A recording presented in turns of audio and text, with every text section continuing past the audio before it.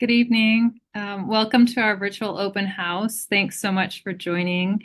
We're really excited to kick off this year's recruitment season and showcase our program.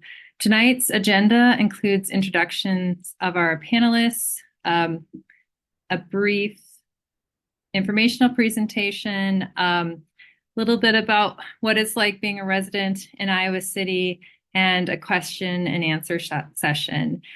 So this question and answer session will include questions that were previously submitted, as well as questions that you can submit through the Q&A text box as we're going along tonight. Also, this session will be recorded and will be posted on your website so that you can view it later.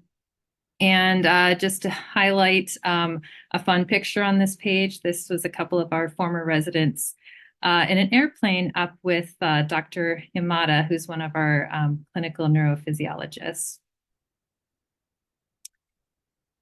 So let's meet our panelists. So I'll start. My name is Andrea Swenson.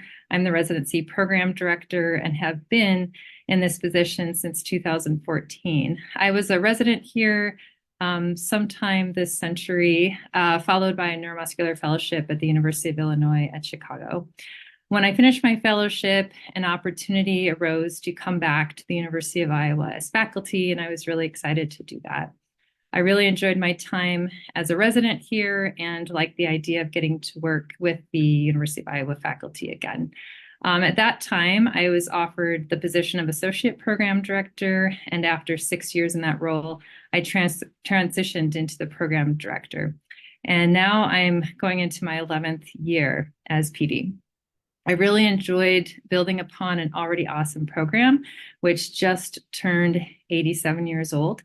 And working alongside our residents has been one of the most rewarding aspects of my career, and I really look forward to seeing what the future of neurology has in store. So I will turn it over to Caroline. Hi, everyone. Welcome. I am Caroline Martin. I'm the program coordinator. I'm excited to see everyone here tonight and hope to answer lots of questions. I'll make my introduction super quick and just turn it over to Nick. Hey, everyone. I'm Nick. I'm one of the chief residents this year. I'm originally from Connecticut. I came out to the University of Iowa for the very strong research training program that's offered here, and I've matched into a research fellowship at Brigham and Women's in Boston, which will start in 2025. So I know there were a couple of questions about the research opportunities that are available. I'm happy to answer those once we sort of have introduced the rest of the crew here. All right, shall we jump to Yibing? Hi everyone, I'm Yibing. I'm one of the other chief residents. I'm from California, and then I went to Michigan for medical school, and then now is kind of staying in the Midwest. I came to Iowa for residency. Specifically, I really liked the area and I liked the program. And I liked all the people that I saw during the open house, and I got a really good impression during the interviews. Next year, I'll be going to University of Utah in Salt Lake City for neuroimmunology fellowship.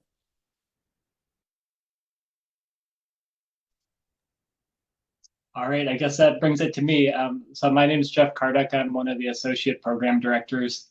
I was also a resident here, started back in 2017. After completing my residency here, I went on to do epilepsy and clinical neurophysiology fellowships at the University of Virginia.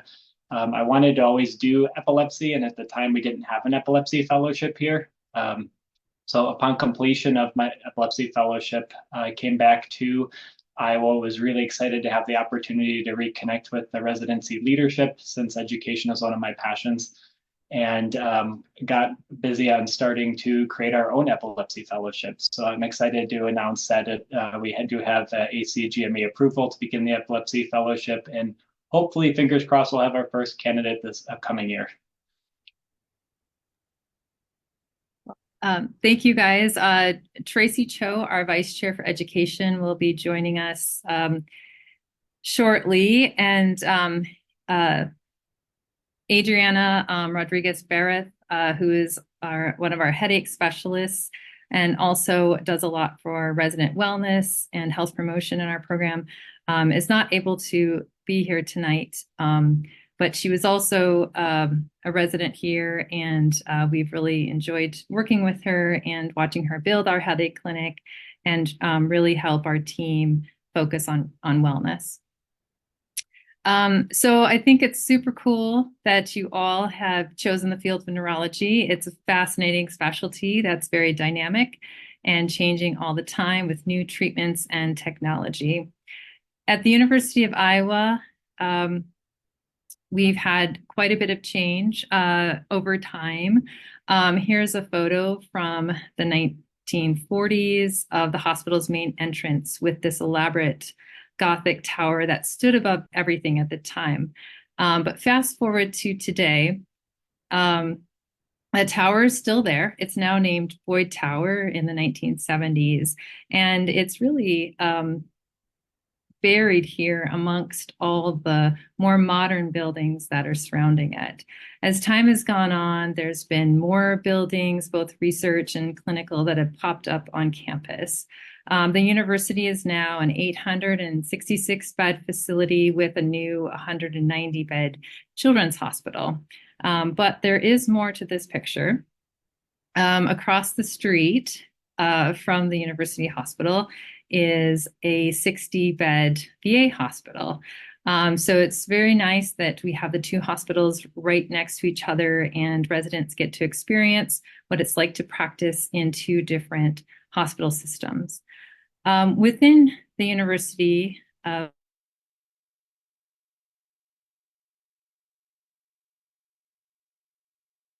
the medical museum on the 8th floor of the hospital.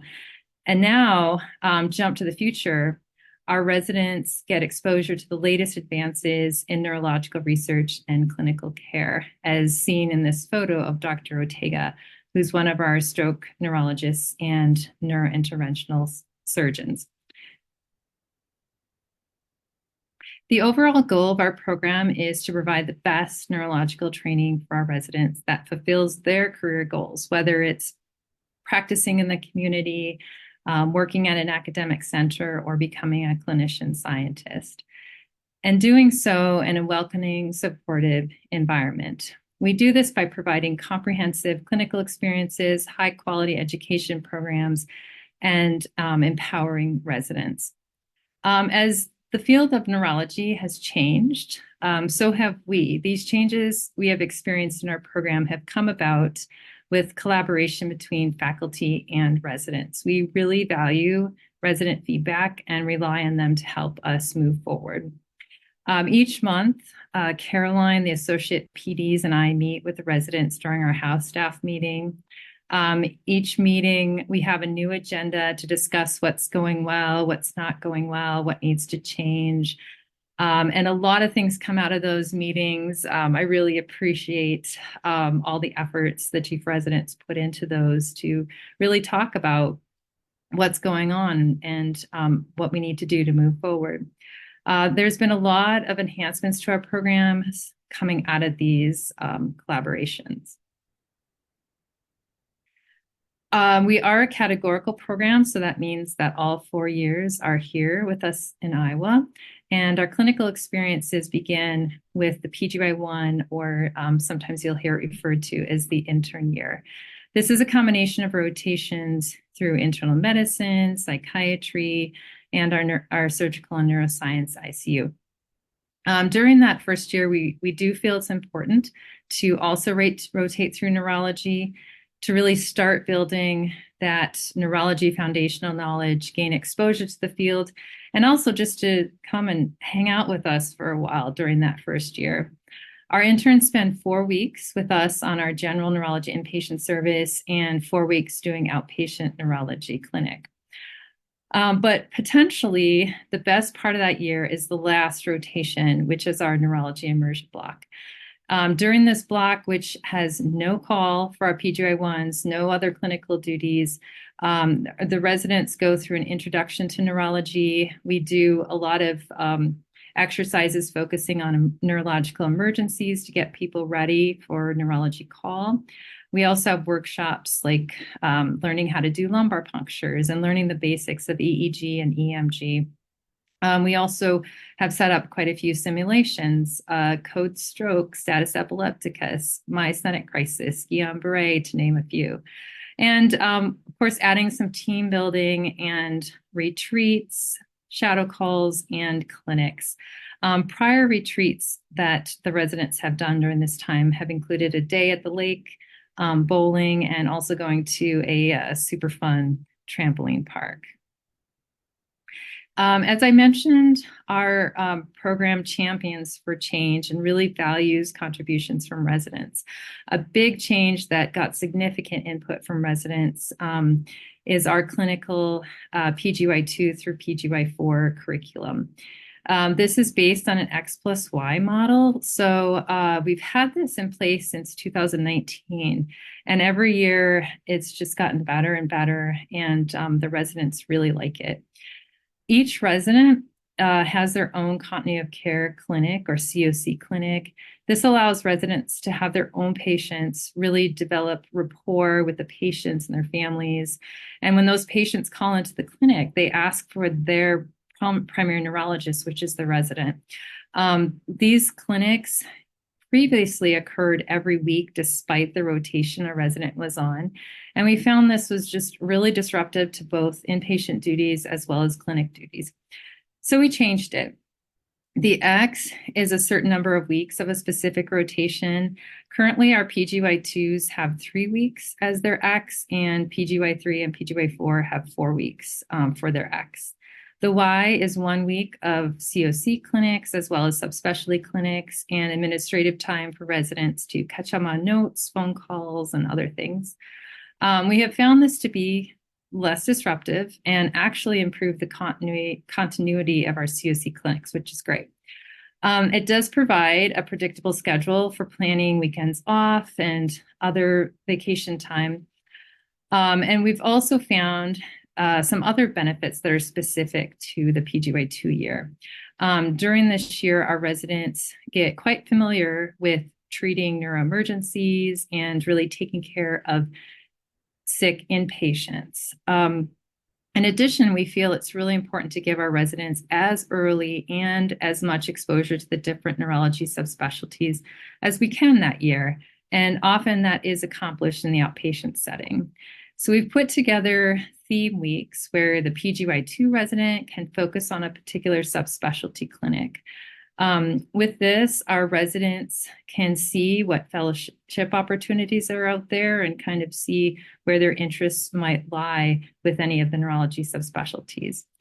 Also, we've been able to build in some PGY2 elective time for them to further explore their interests. Here is a sample of the Y week or the COC week. We do have COC clinics at both the university and the VA, and residents really appreciate taking care of the two patient populations.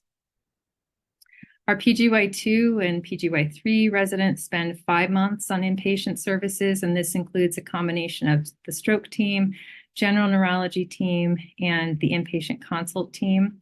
The PGY4 residents are spending about 4 months inpatient.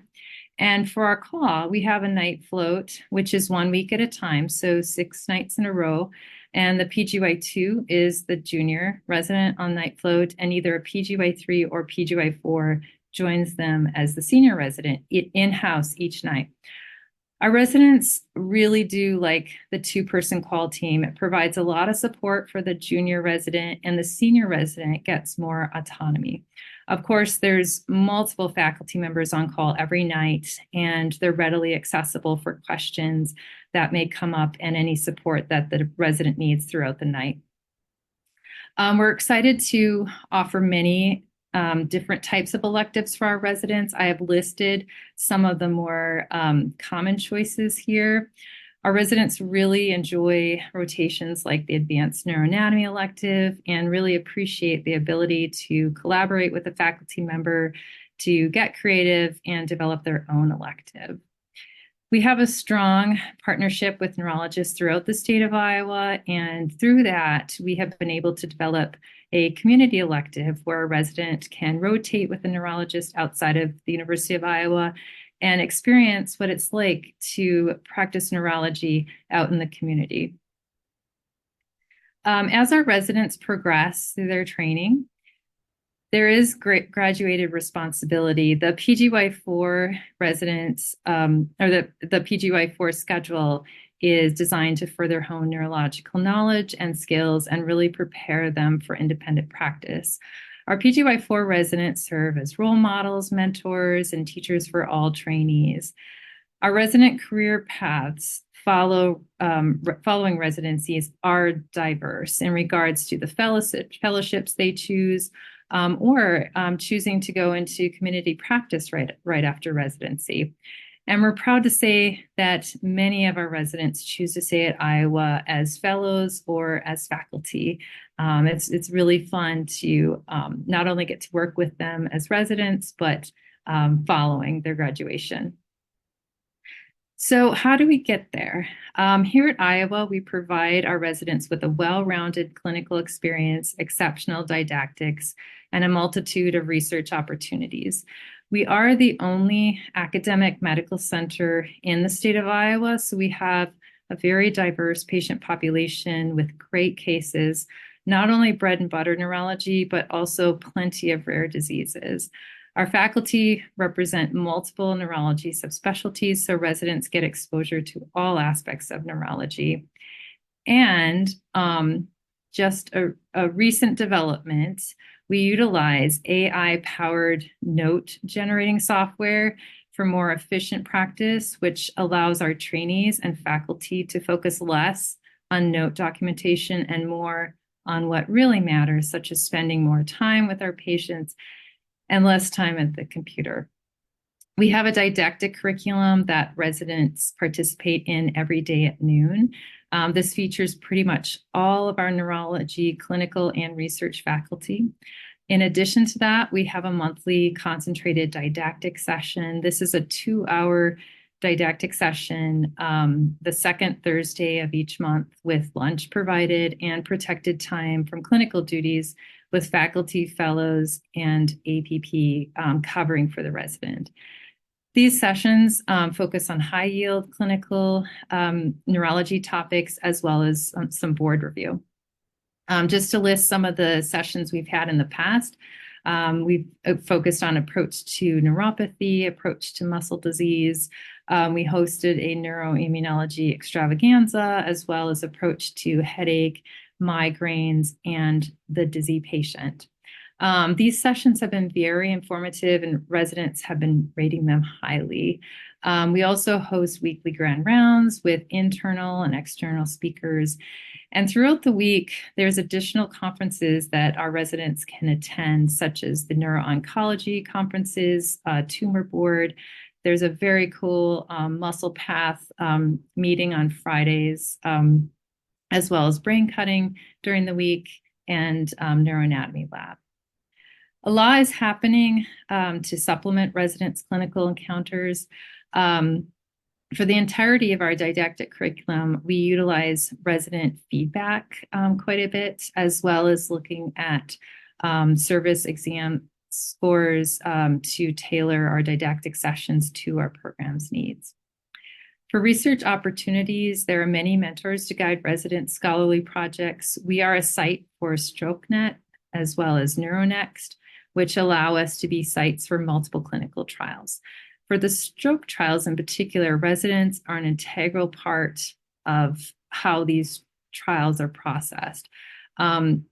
These patients need to be examined right away and really wasting no time getting them enrolled into the trials right in the emergency room, and our residents are very helpful in making that happen. Residents can also jump in on any basic research projects, educational research, as well as research on quality improvement. We have creatively designed tracks within our program to enhance residents' educational experience. The Clinical Neuroeducator Training Program provides training in the foundations of medical education, as well as educational opportunities with our learners. Residents in this track acquire skills to become effective educators, develop and implement scholarly projects with the goals of becoming future education leaders. We are honored to have two of our CNETP graduates, Drs. Abdel Wahed and Karduk, on faculty and in the roles of associate program directors. Also, some cool things about our residents is that they are excellent teachers. They have been awarded multiple teaching awards from our medical students. We also have a formal tutoring program. Residents tutor students when they're on the neurology clerkship, if they're looking for additional support, whether it's in the basics like neuroanatomy or more help with clinical neurology. And there's a stipend that goes along with that. The Clinical Neuroscientist Training Program is designed for trainees interested in pursuing a career in academic neurology who have already demonstrated proficiency in biomedical or clinical research. This unique program is supported by an NIH grant, provides close mentorship and flexible scheduling to balance research and educational goals. Additionally, two of our faculty, Drs. Aldridge and Zhang, have graduated from our CNSTP program and have started up their own labs and secured competitive independent funding. We value diversity and are committed to creating a supportive environment for everyone on our team.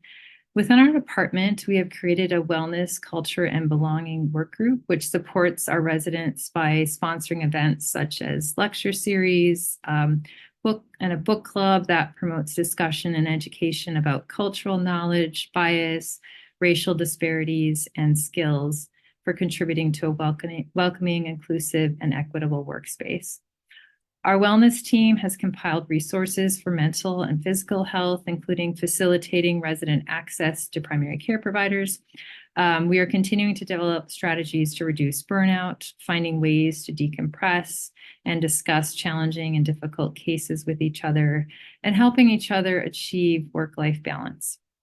We provide enhanced mentoring both at the faculty and peer level and have frequent check-ins from leadership.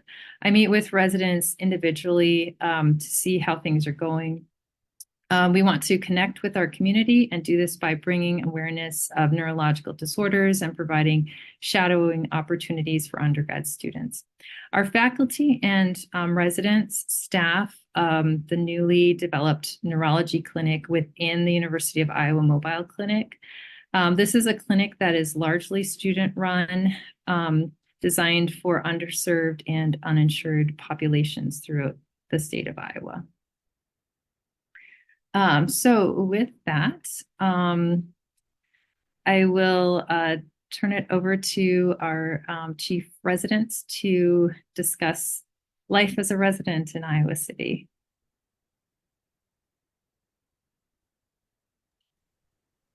Okay, I can get started. So I really enjoy living in Iowa City. So I grew up in California, went to Ann Arbor for medical school, and moved to Iowa City. And this city has basically everything that I need. And coming from California, I was really used to very expensive living, cost of living specifically, and a lot of traffic. And that was the exact opposite of what I experienced in Iowa City. There's no traffic when I drive to work. It takes me about 10, 12 minutes to drive to work, and it's not stress inducing. I'm not waiting in traffic all the time. And then I have a very pleasant walk from the parking lot to work. And then outside of work, there's a pretty vibrant, even though it's a small city, it's a little bit less than 100,000 people in Iowa City. When you add Crowville to it, it's kind of over 100,000 people. But there's a very vibrant kind of downtown. They have events every single Saturday, especially in the spring, summer, into fall. And it has actually one of the best Indian places that I've eaten at recently. There's a really good Chinese place, and there's a couple good boba places, which I did not expect in Iowa City, because I'm coming from California that has plentiful boba places. So to have all of those things available to me in Iowa City is something I didn't expect, and I really enjoyed my time here as a resident in the city in Iowa City. A couple of things coming from the other coast to Iowa City, a couple of things stood out to me that I continue to harp on about because I was so like taken off guard when we came out here. So the first one being that the when you move out here, most, or I shouldn't say most, but many of the residents who move out here don't come alone. They come with someone else, either it's a spouse, a partner, a family, something like that. And there is a startling amount of infrastructure already in place to support resident families who are moving out with you. There is a dedicated sort of residency partner support group that will help people who aren't intimately involved in the medical field. So if you didn't couples match, you have someone who's outside of medicine who's coming with you. They're not going to be abandoned as a residency widow or widower. They're going to have a built-in network that they can use to not only sort of interact and commiserate with the people who are also suffering from the absence of their spouse at the hospital, but also to provide real logistical support. They will provide you recommendations for childcare, pet sitters, realtors, auto mechanics, all sorts of stuff in the community that they've had good experience with, and they will help to provide that infrastructure support, including things like, you know, if you have a really tough time and your partner's on night float, doing like a meal train so that you can get food available to you if you just aren't able to prepare enough in time, or to help you look after your kids if you like just need a day or so off to go to get something done. We met our realtor through them, and she was a godsend. She helped us find the house that we moved into and we absolutely love, basically sight unseen during COVID. So I really can't emphasize how valuable the program was in so many aspects of our lives. The second thing is Iowa City is a World Heritage Site for literature. So you can find in all corners of the city, both within the university, the surrounding town, and even like the airport, essentially kiosks that you can get literature dispensed to you, because we take that role very seriously. So if you're going to be waiting for a bus for 10 minutes at a bus stop, you can print out a 10-minute, collection of poems. If you know you're going to have an hour and a half before your flight gets here, you can print out a chapter of a story that was written by someone local. It's a very cool little foible of the area that sort of captures the essence of what it means to live in this area. And then the last part is the diversity of living arrangements that we have. We're not a super dense urban environment, and we have a really affordable cost of living. So unlike a lot of places in, Baltimore or New York or San Francisco, where you have to basically scrounge together an opportunity to get an apartment that's going to be relatively close to the hospital, we have many people here who are renting if they're going to be staying locals, and then they can still stay close to the hospital within walking distance. We have many people who own their own homes. We have many people who did own homes or condo and now rent them out after moving out for fellowship. So there's a lot of opportunity to really invest into the community and invest into your future here that isn't necessarily available in some of the more densely urban areas.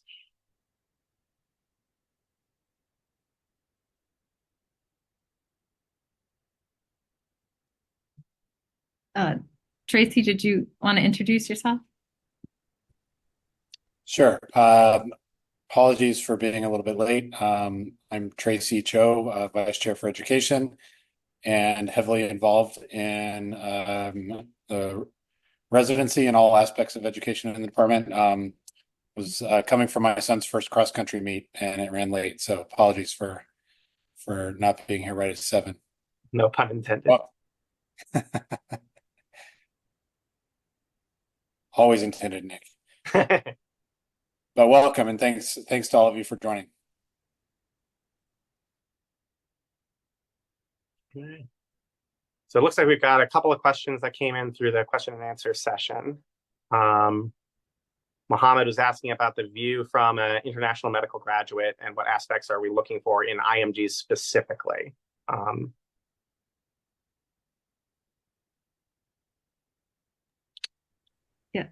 I can take that question.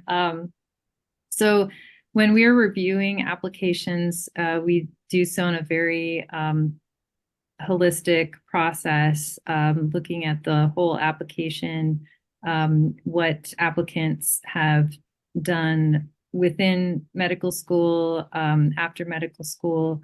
I know sometimes it can be hard to get the amount of U.S. clinical experience that you would like. I think that is something that is helpful to see what it's like practicing in the U.S.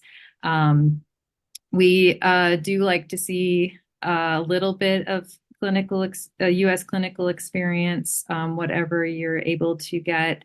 But we really do look at the whole application and see what people have done, both within school and outside of school.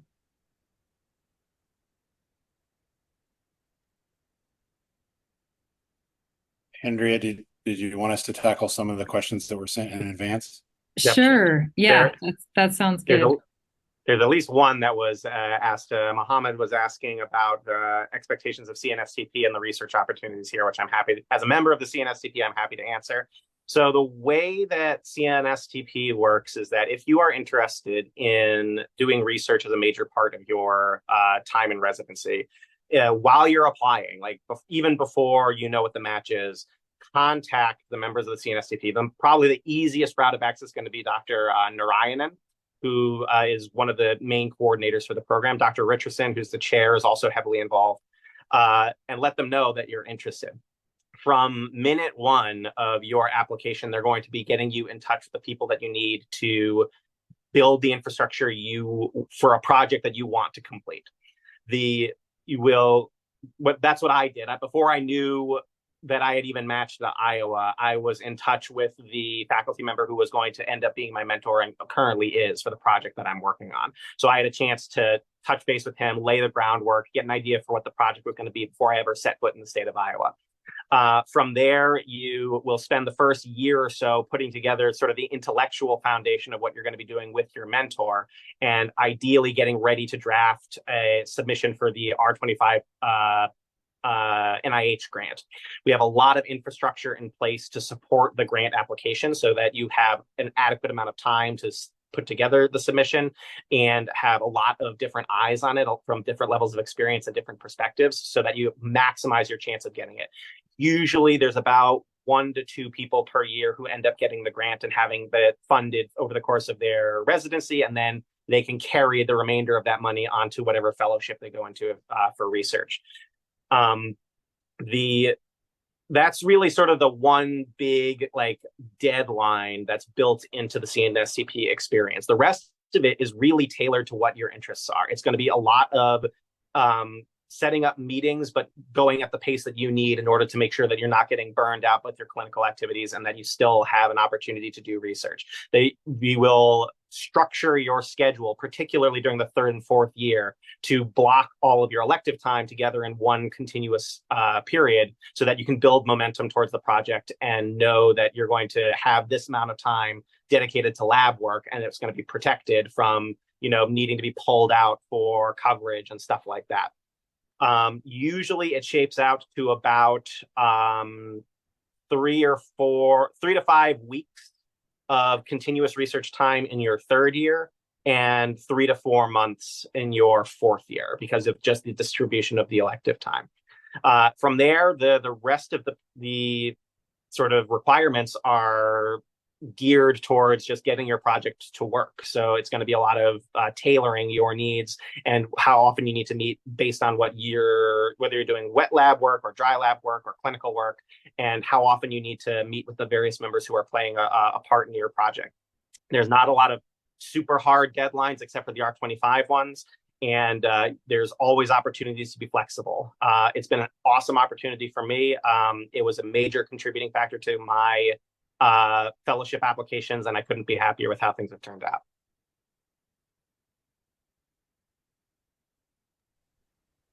A question that I had gotten previously was about the signals that applicants can give to programs. This is different compared to last year. There were just 3 signals, and this year applicants can use 8 signals. So it's a sort of a different approach compared to last year.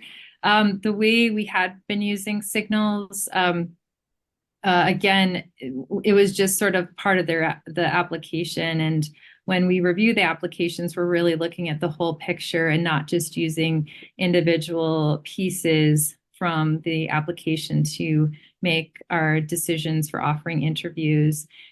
With the signals this year, knowing that applicants have more signals they can give out, I think we'll approach it very similarly, looking at the application as a whole.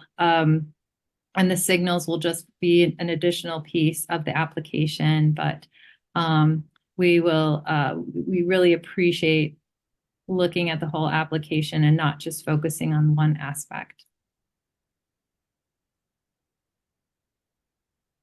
Another question that came through is anticipating any changes to the program or hospital in the next few years.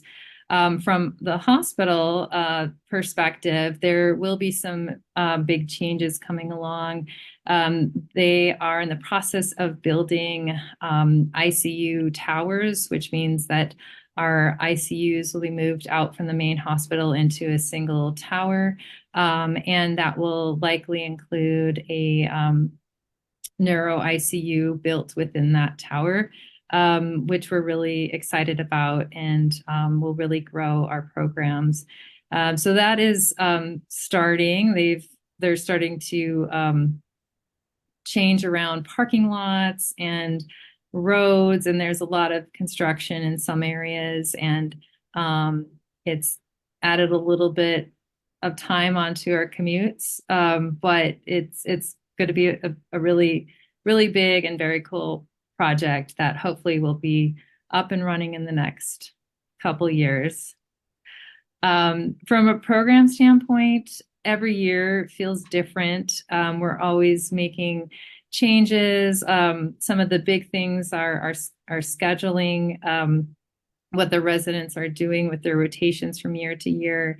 We really like the layout of our schedule with the X+Y model, but within that, we do make changes based off of feedback from residents, also taking into account how the field of neurology is changing and what kind of exposure we want to give our residents, and tailoring their rotation schedule based off of that.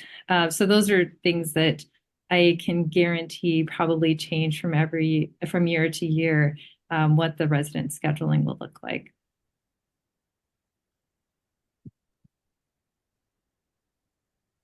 Andrea, I can tackle a couple of the questions that were sent in advance.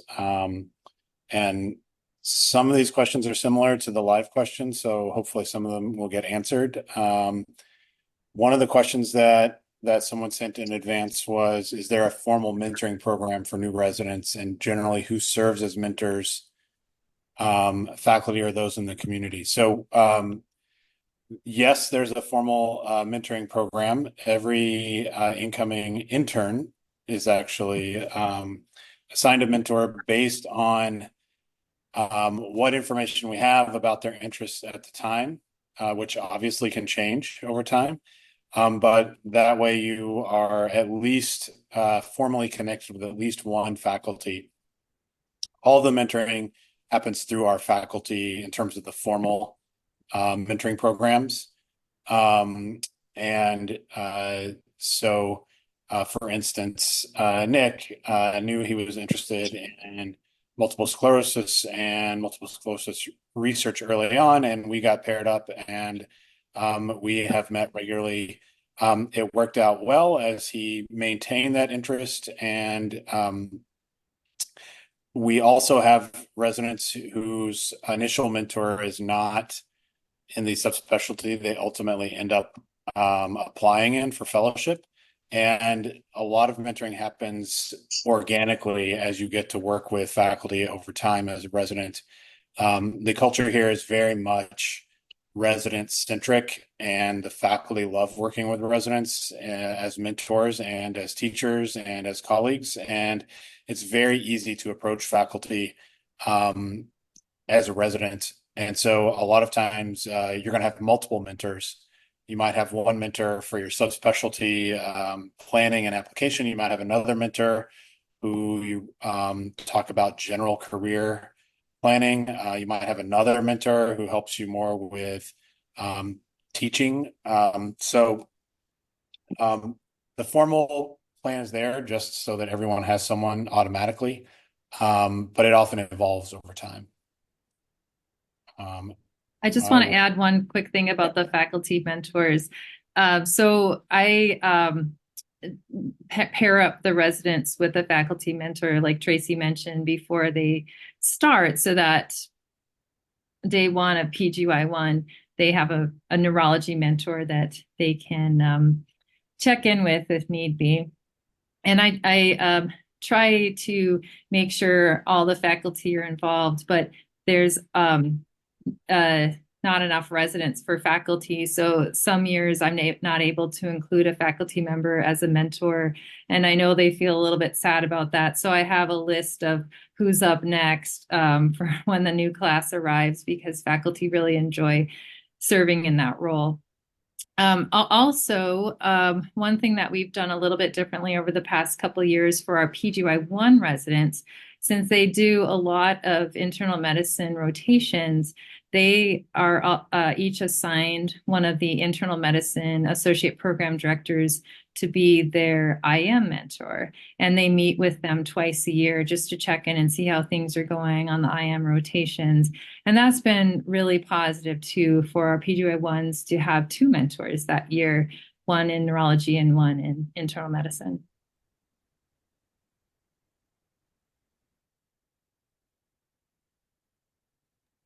Jeff, did you want to tackle? There was a question sent in advance that is very similar to a live question. What are some of the qualities you're looking for in a potential resident? Sure. Yeah, I'm happy to answer that. From my own standpoint, I think probably the thing we're looking for mostly is someone who is going to be a team player. Taking care of patients is more than just any one person, and we have a really good infrastructure here set up for a team. And so one thing I think that works well about our program is how many people we have that do work well together as part of that team structure. So I think it's also helpful, something I look for, someone who's passionate about clinical care, and then have something in addition to clinical care that you're passionate about. So another goal in medicine or thing you want to achieve in residency. For some people, that might be research. For some people, that might be teaching, being able to design, or interest in like administration.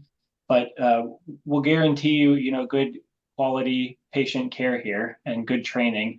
But we really want to grow you more than that as part of your training. So kind of having an early idea in mind for something else you'd like to pursue can be helpful and make residency more fulfilling. So that's something we look for. And we had a question come through about what the internal medicine year is like, and I know Yibing was going to touch on that. Yeah, so internal medicine year, so like Dr. Swinson said, you have 1 month, so 4 weeks of inpatient neurology, 4 weeks of outpatient neurology, and then you have the neurology immersion block. And outside of those, you're going to spend about 5 rotations, and each rotation will be 4 weeks at a time. So you'll be spending that inpatient with the IM service. Half of that will be at the main hospital, University of Iowa. The other half will be at the VA.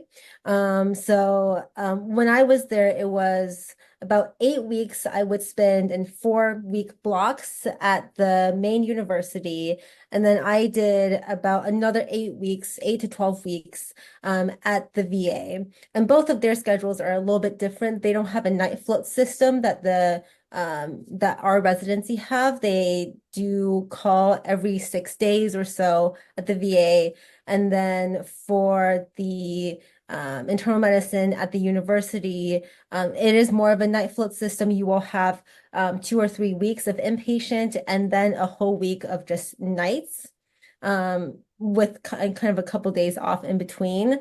You will also have a cardiology inpatient block as well, a endocrinology outpatient block. So, talking to diabetes patients and really learning how to manage diabetes. And then that's divided between 2 weeks of inpatient and 2 weeks of consults, or 2 weeks of consults, endocrinology, and then 2 weeks of outpatient endocrinology. And then you'll also have a month on infectious disease consults, which is very, very helpful because you'll get to see how they manage MRSA, meningitis, all of the weird infections that come to the hospital. You'll have another month in the psychiatry consults usually. And then the last month, 2 other months would be the med psych inpatient unit. Some people might have this rotation, other people might have another month of VA instead, depends on the schedule. And then the last month, which could be the hardest one, is the surgical and neurological ICU. You spend 4 weeks there. And that one is also not a night float system, and they have 28-hour call or 24-hour call. So you will be there the whole day and then admit patients and then round the next day and go home and then have a post call day off. So that's how their system goes. But once you go into neurology in your PGY 2 year, we only have the night float system.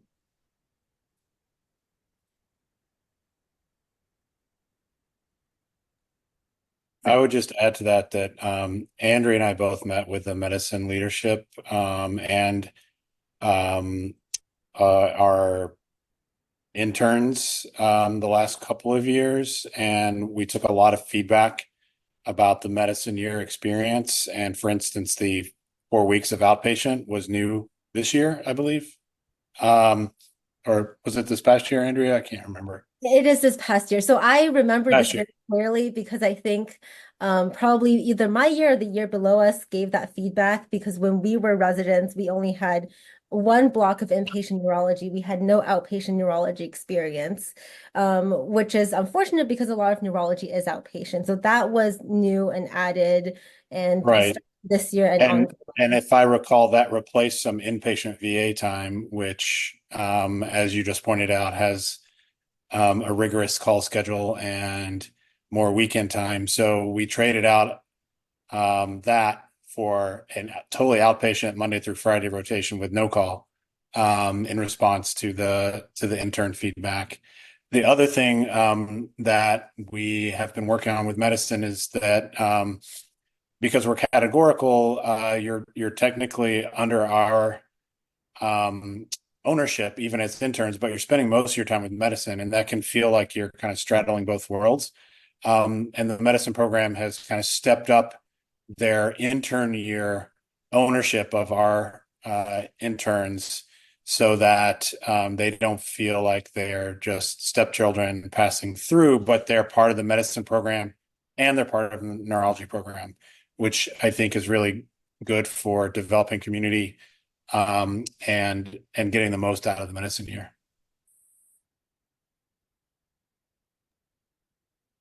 There's a question about the weekend call shifts split up among residents. With the night float, we start on Saturday night. And so for Friday night, from 5 p.m. to 7 a.m., Saturday, we have 2 residents who are not part of the upcoming night float team. And then during the day on Saturday and Sunday from 7 a.m. to 5 p.m., we have 2 residents who also are not part of the night float team. So there's a total of, 4 day residents on the weekend, and then the night float team. Hopefully I explained that okay. Yeah. We can provide sort of like the blow by blow for when you're on that. So when you're a junior resident, one of sort of 3 things will happen. One is that, like, if you're on a clinic that week, if you're not going into night float, there is a chance that you will be on the Friday night overnight call, in which case you won't have any clinic during your Friday during the day, so you can rest and prepare. You'll do Friday overnight call from 5 p.m. until 7 a.m., and then you're off for the weekend. Option two is that you will be on Saturday day call, which is usually either someone who is on an elective or one of the lower sort of intensity rotations, but usually once or twice a year, someone needs to double up and be on both the on call for that day and on one of the inpatient services, such as stroke. And that's just, we all go through it and we all survive. And then the third option is that you will have one day that you are on usually the consult service, where you will round on the inpatient consults that you have followed up on, and you will also be on call for that day. You will be paired with a senior resident who is going to be usually the senior resident on the general inpatient neurology service for one day, and the consult service senior resident for the other day. Usually it's Saturday and Sunday, respectively. Those senior residents will sort of help run the show. They're going to help you get orders in, and they will pick up the slack if you need to, take care of something on the stroke service if you're pulling double duty, so that you can make sure that you get all of your work done. Generally speaking, we're very fair about dividing up the work and making sure that it's not all dumped on the junior resident on any particular call shift. The one notable exception is during the if you get a code stroke call at the VA.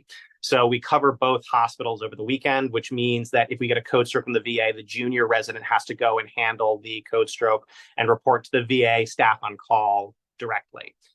The senior resident is available by phone, but they can't go with you because we need to have someone in the resident capacity on site at the university at all times. So if you get a VA call, you run down across the street, you do this code stroke workup, you staff it with the VA staff, and then you come back up. The senior resident will cover everything while you're taking care of that.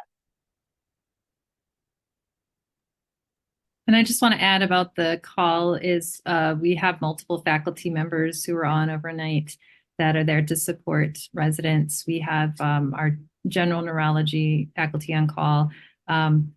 We have a faculty who's just reading EEGs, stroke faculty on call for the VA, and then our neurointerventional faculty as well. So a lot of support overnight. Residents can call us anytime with any questions that they have. I think we'd rather have you call us than not if there's a concern or you're worried about something. And we're happy to help out anytime throughout the night. One thing that we have recently started doing to help with communication between our teams is EEG rounds. So our consult or general team meets up with the EEG reader, and we just go over cases quickly to see how the patients are doing. If it looks like their seizure frequency is decreasing or increasing, what kind of management adjustments do we need to do? And that's been very helpful from both a faculty and resident standpoint to make sure we're all on the same page and really understanding what's happening from an EEG perspective and what the patients look like clinically, and being able to share that information with both teams.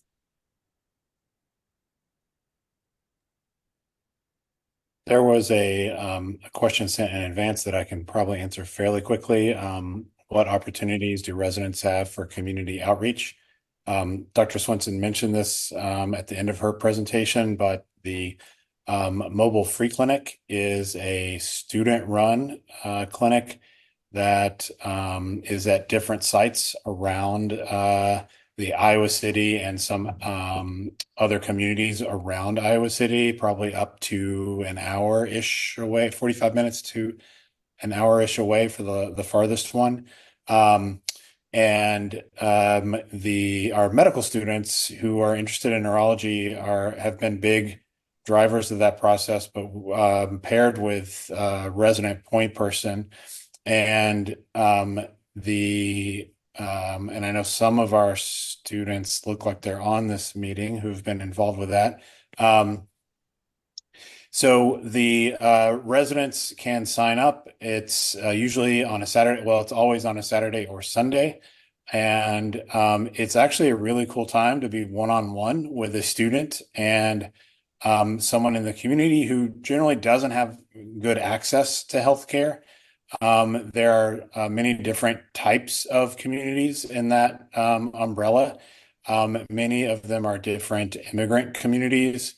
Some are kind of rural farm worker communities, and there are some basic stuff that are provided. There's always someone from family medicine or internal medicine that often we tag team with, and they can identify patients as they do the intake, what they want to focus on for their visit at the mobile clinic.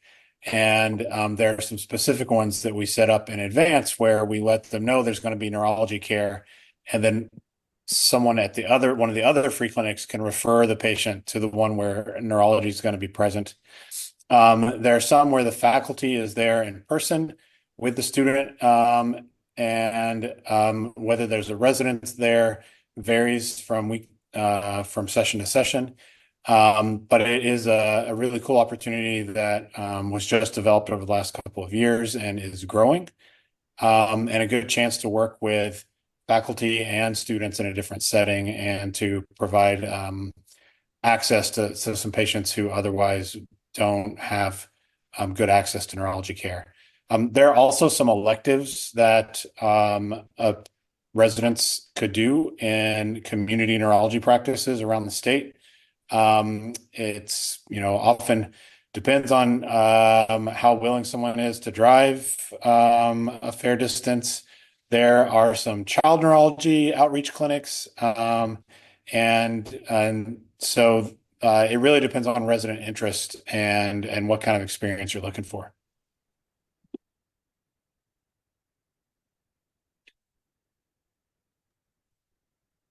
There was a question about future opportunities for fellowships that we offer at University of Iowa. I'm happy to take that question. So we have, for a center our size, we have a good variety of interest from residents in pursuing different fellowships. And we're able to offer a lot of them in-house, which I think is a strength of our program. Looking back from time I was a resident, my seniors, my juniors, and residents since, I wouldn't say there's really a theme for the fellowships that residents pursue, but some of the ones we've offered in-house and have available for trainees are cognitive behavioral neurology. We have neuroimmunology, neuro-ophthalmology, sleep, neuromuscular, clinical neurophys. Latest, as I mentioned earlier, epilepsy, we have added to that list now. Very excited about that. Movement disorder. One kind of unique one, I'd say, is neurointerventional radiology. So that's usually a fellowship that's split among radiology, neurosurgery, and neurology. Ours is housed by the Department of Neurology, and so the program directors are neurologists. So I think that this probably covers most of the ones we have here. Despite that, residents who graduate from University of Iowa, other programs know it carries with it a good, solid foundation. And so we're able to match into pretty competitive fellowships, including ones we don't have here. So other residents have pursued neurocritical care and sports medicine or sports neurology after completing residency here, but those aren't ones we have in-house right now. And then I'll just piggy off of that. There was a question about how this program offers individualized training. And I would say there's a couple aspects besides just our dedicated elective time, which is about, I would say 3 or 4 months throughout the entire residency. Of course, there's going to be a little bit less during PGY 2 year, and then it gradually gets more as you go through PGY 3 and 4 year. But during PGY2, when you have your COC weeks, usually we try to have those as a certain theme for the week. So you might have neuroimmunology providers that you're working with that week. And then 5 weeks later, you're working with epilepsy folks. And then 5 weeks later, you're working with another subspecialty to give you kind of time during that PGY2 year to rotate through every subspecialty through your COC weeks to kind of get a better sense of what you might want to do in the future. And then starting PGY3 year, you can email Caroline and say, hey, I really want to work with these 7 people, and they could be just the neuroimmunology people plus the epilepsy people if you've narrowed it down, because you're like, okay, I want to get more experience in these fields because I know I'm more interested in these than the other one. So you can ask Caroline to specifically pair you up with certain attendings during your COC weeks from PGY3 and onwards. And then during the electives, you can not only choose from the electives that we have listed, but you can kind of make an elective your own. So the ones we have is very broad. You can do clinics in every single subspecialty. You can do EEG, EMG. We've had residents in the past who wanted to go into general neurology and wanted to do EMGs. And have that experience without doing a fellowship. So they dedicated all of their elective time to doing EMGs and getting really good at EMGs. So once they graduate, they can do general neurology and do EMGs as well. And other, residents didn't really want to have EMG as a part of their practice. So they shifted the gears elsewhere and did clinics in certain other areas. So you can really make this as you please and as you think about your career and what you want to do in the future. Yeah. And to piggyback off of that as well, just like how at the university you can get your subspecialty clinics that you work with during clinic week focused when you get to year 3 and year 4, you can also talk to the case managers and the director at the VA about what you're interested in. And Dr. Fatal, who does a lot of the triage work for the VA COC patients, if she knows you're really interested in multiple sclerosis, she'll funnel those patients towards you. We had one of our recently graduated chief residents who basically created his own neurocognitive clinic at the VA. He just had all of the dementia patients funneled toward him, and he got to really specialize in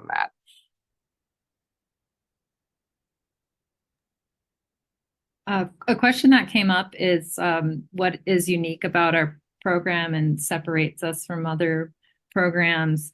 I think the University of Iowa is a really big medical center.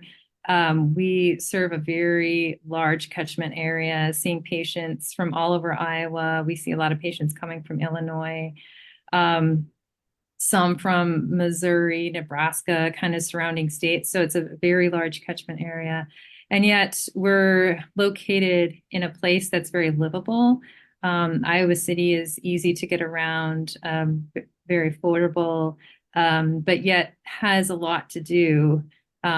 Because the university is here, it brings in a lot of entertainment, a lot of different cultural events, and just a community of people that really just like to do things. And I think about the summers and feels like there's some kind of festival going on every single weekend. So there's a lot of activities to do here.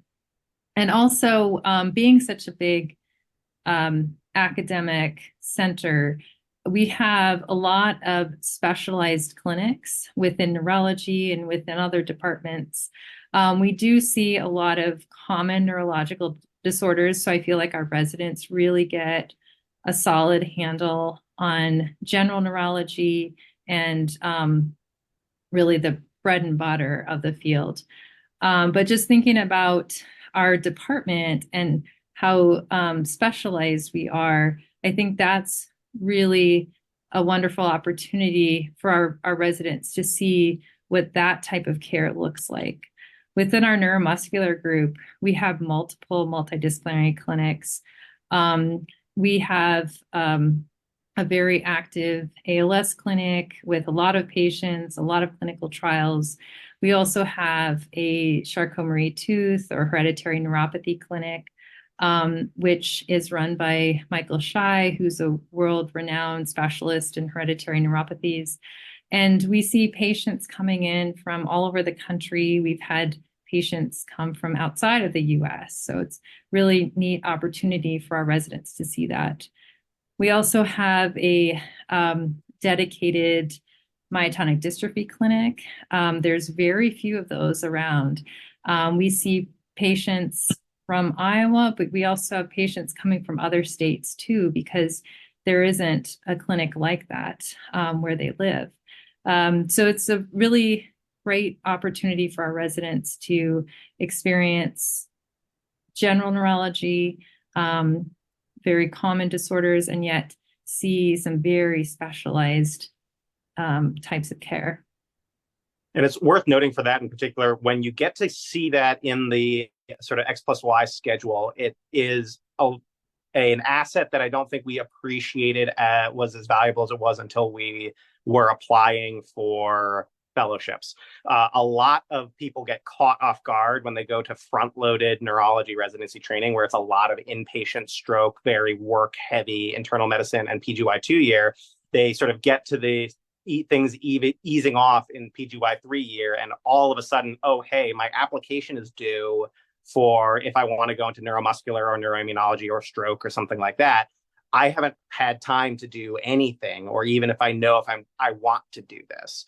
So having the opportunity to do that built in and get a sense of this is something I want to do, this is something I don't want to do. Can I talk to this person about a case report or a project or something like that, that can help my CV stand out when I'm considering a fellowship application? It makes a world of difference with how tight the timeline is.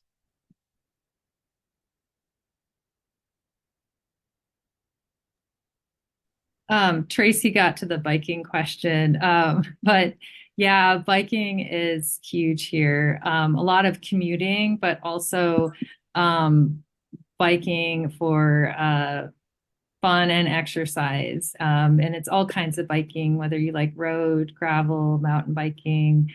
They've put up new mountain biking trails, which are really pretty close to the hospital. So it's easy to just go there for an evening and bike around.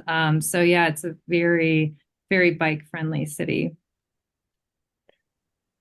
My family and I like to bike from our house down to downtown along the river to Big Grove Brewery, where 2 out of the 4 of us enjoy a beer. And the other 2 have a root beer and sit outside, and then resume biking down to a park with a lake that we bike around and go back, and we stop at Dairy Queen, which is also on the trail. And it's very easy to bike in Iowa City, whether you're on a paved trail or on the road. Biking is part of the culture here, and cars respect the bikers. There's also RAGBRAI, Oh yeah, and then there's a race that goes across the state over several days in the summer every year that draws something like 100,000 bikers, and they are different host towns where they put people up for the night. And yeah, it's a huge event. Every year there's a different route it generally goes from west to east, I believe. People come from all around the world to bike that race. There was another question that I think maybe I can start to answer, but I would love other people's take on. What about your program are you most proud of? That one is pretty easy. It's our residents, and they are amazing people who have all different kinds of interests, but what they share is a passion for neurology and patient care and moving the field forward. They keep us on our toes. They ask hard but important questions. They call us out when we try to weasel our way through something that we don't know what we're talking about. Not me personally, I'd never do that, but I've seen that happen with others. And they come over to my house every year for a holiday party and play with my dog and bring their kids. And it's just an amazing thing that we get lucky to be a part of. We get amazing residents and they go on to do amazing things. And that's what by far I'm most proud of about the program. That we are a place that people like that want to come and that we don't screw it up because they come in awesome and they go out awesome. I think any other answers to that question? Sort of in the same or a similar vein, but if you want to look at the data behind it, like University of Iowa has a long track record of pulling in people from all over the world rather than just from like the state of Iowa or like the tri-state area and keeping them. So you see a lot of people who are coming from other areas, whether it be, the mid-Atlantic or the West Coast or up in near the Chicago area or Florida or abroad. We've had residents who've come from Palestine, Turkey, Venezuela, other areas in Central and South America. And they come through here and then they stay. Like they stay on as faculty or they go out for like a fellowship and then they come back, which, the fact that you're able to draw people from so far afield and create an environment where they want to keep coming back, I think speaks volumes. Yeah, I have to say our residents as well. They are so much fun to work with, and it's really fun to see them start out in training and learning so much and working well together as a team. I kind of think about when I'm staffing the continuity of care clinic and when I'm working with a PGY2, I feel very involved and feel like I'm helping come up with the plan. And then when I'm staffing the PGY4 resident, I'm not really doing anything. They're doing everything. They've come up with the plan. They're very independent. So I'm just kind of sitting back and watching this happen. And it's really fun to see how residents go through that process of just starting out, not knowing much about neurology, and then they become an independent neurologist at the end. And I just love watching that. And so proud to see what they go on to do after they graduate from our program. And I want one other point for that, and that like for something that I'm proud of, and this might also sort of answer one of the questions that was earlier about like what do we look for in a resident, what's a resident that's going to be a good fit here, is that there is a very strong culture at the University of Iowa of making sure that nobody gets left behind and that everyone pitches in to make sure that everything gets done. There are instances that jump out to me of like, for example, one resident having a family crisis where a family member needed to have an emergent surgery in another hemisphere of the globe. And the entire residency program rallied around to make sure that they could get out there, be there for the surgery, be there for the aftercare, and it wouldn't disrupt their flow for when they needed to get their electives done or when they needed to have their time off. Everyone contributed to make sure that that was done. No one was begrudging of the time that they needed to volunteer to make sure that that could be done. And that happens every year, multiple times per year. You're going to see the residents sort of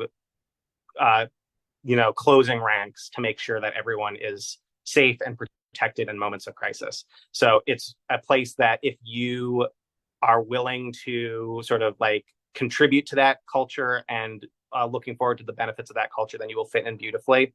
And if you're really looking for like, how can I get ahead? How can I make sure that I get what I need out of this?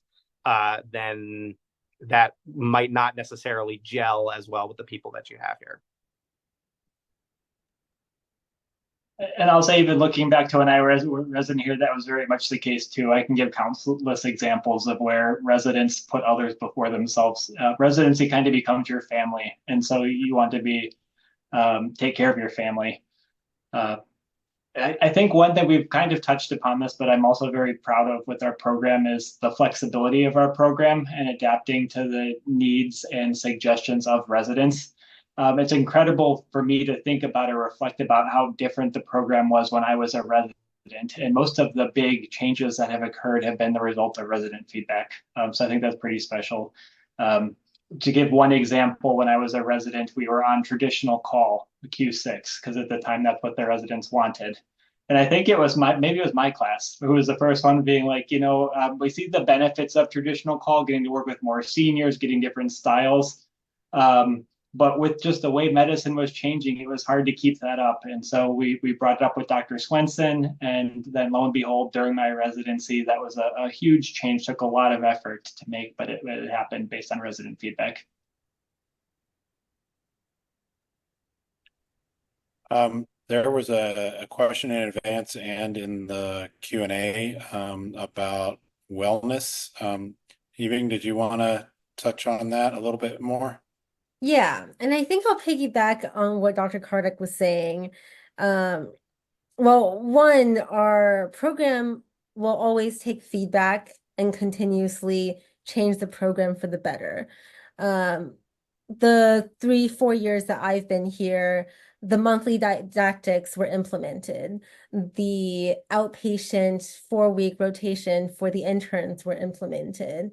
And that's just during the 3 or 4 years that I've been here. So I can't even imagine what other changes might be upcoming in the years in the future after we have more resident feedback year after year.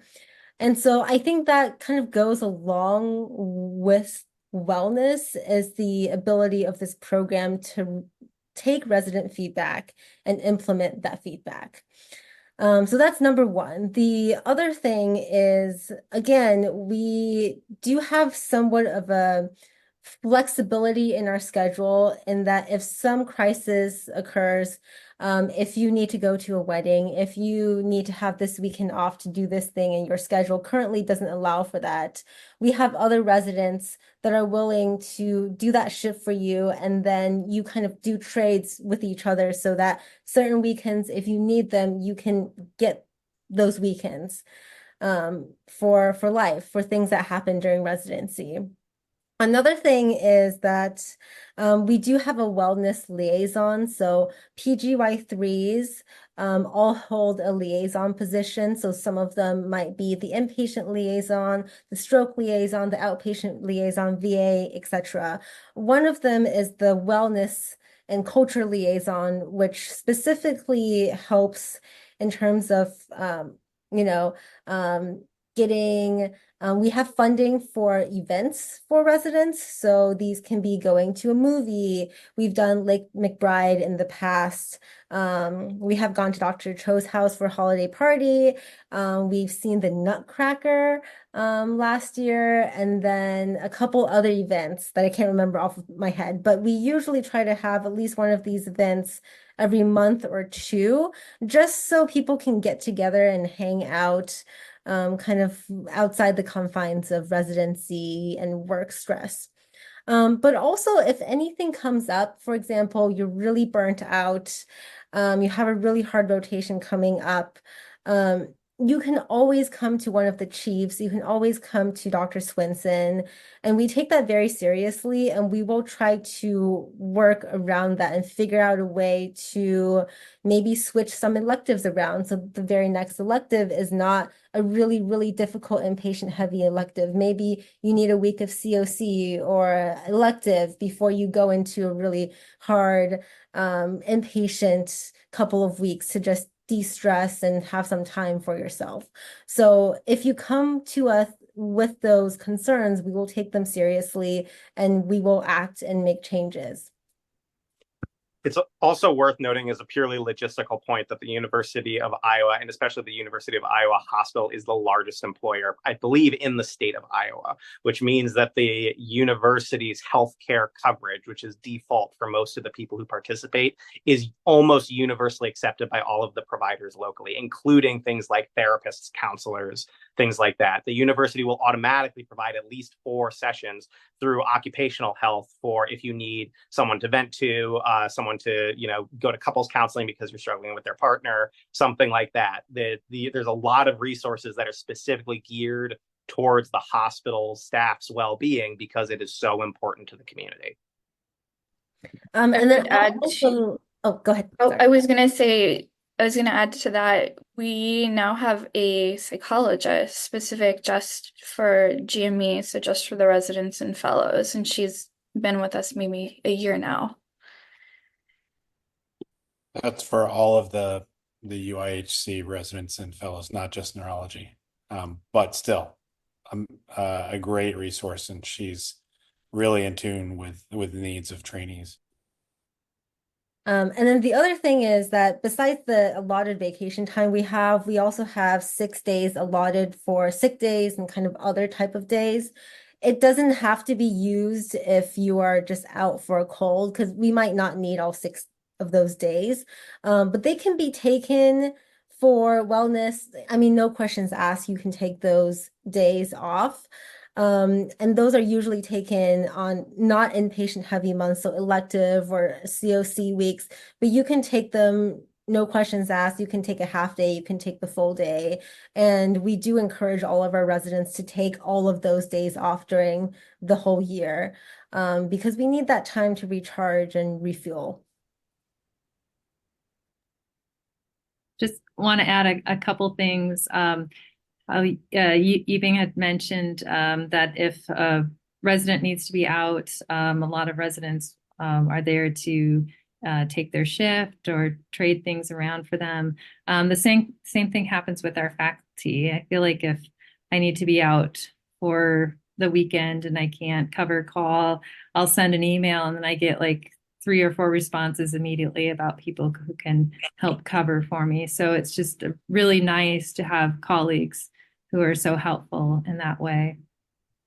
Also for resident wellness, it's really important that residents are hooked up with a primary care provider. So we check in with residents to see if they have a PCP or if they'd like us to help them get set up with one.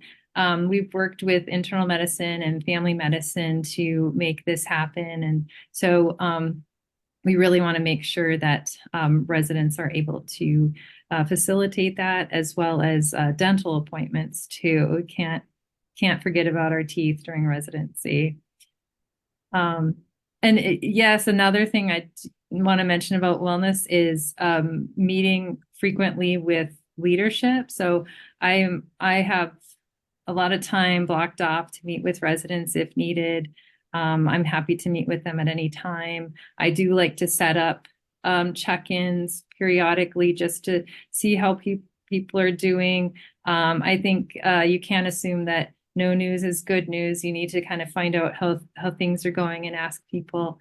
And also, I want to just say a big thanks to Caroline. She's a fantastic coordinator and very in tune with how the residents are doing, checks in with them. And I know they feel comfortable checking in with her and kind of keeping a pulse on our program.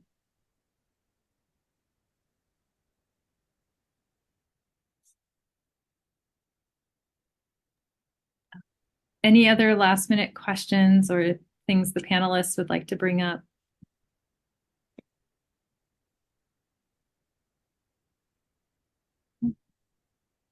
All right. It looks like previously there was a question to residents about our favorite subspecialty rotation. I think probably both me and Nick are kind of biased because we're both going into neuroimmunology. It's objective. It's objective fact. So That's the reason you're going into it. Yes. So I really do enjoy neuroimmunology clinic, but I also have quite a bit enjoyed my inpatient rotations. So stroke, even though it's so busy and high acuity, the flip of that is that it is really fun to run down to the ED and see a code stroke and you're the first person on scene. Everybody's looking at you for what to do for this patient, and you're just like, okay, let's do this, this, this. Let's do the exam and figure this out. So it can be very exhilarating in that sense. So that's one of my favorites as well, besides neuroimmunology. Yeah, it's not uncommon for people to have, despite what their long-term interests are, a brief dalliance with like neurointerventional. Like it's very fun to have a chance to be the one that's making the difference in someone's immediate term outcome.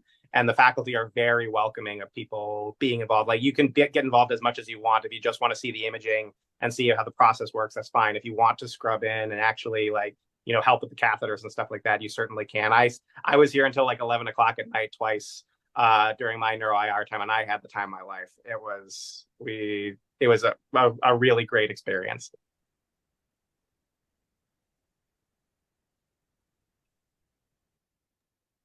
Right. Well, thanks everyone for joining us this evening. Thank you to our panelists. We really love our program, and if you have any questions, feel free to reach out to us through email. We have all of our information on our website, so I encourage you to check that out as well. Thanks again. Good night. Good night, everybody. Thank you.